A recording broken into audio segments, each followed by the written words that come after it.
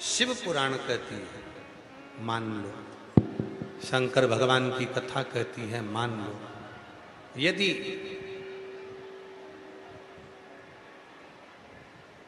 जिंदगी में अगर कोई तकलीफ बहुत बड़ी आकर खड़ी हो गई है जिसका कोई हल ही नहीं निकल रहा,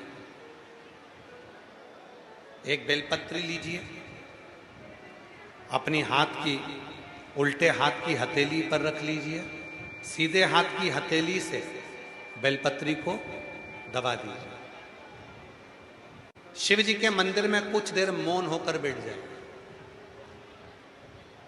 जैसे सनकादि ऋषि बैठे हैं।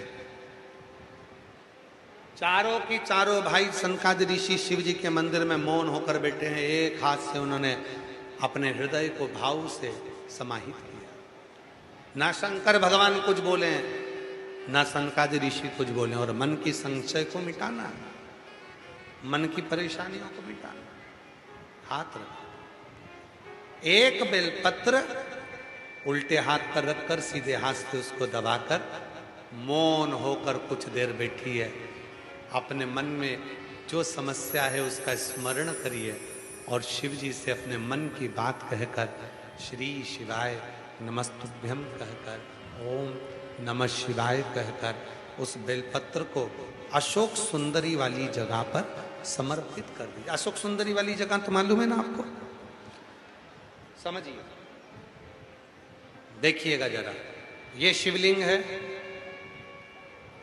ये भगवान शंकर का शिवलिंग, ठीक है। ये जलाधारी, जहां पर भगवान शंकर का शिवलिंग रखा है, ये शिवलिंग, ये जलाधारी।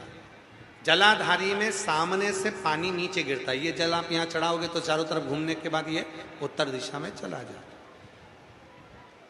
राइट में गणेश जी का स्थान, लेफ्ट में कार्तिकेय जी का स्थान, बीच में अशोक सुंदरी का स्थान, बीच में अशोक सुंदरी का स्थान, बीच वाली जगह। और शिव जी को ये जो अपने मन का भाव कहकर मौन रहकर चुप रहकर आप जो बेलपत्र समर्पित कर रहे हैं उसकी डंडी उत्तर की ओर मुख की हो और बेलपत्री अशोक सुंदरी वाली जगह पर समर्पित कर दो।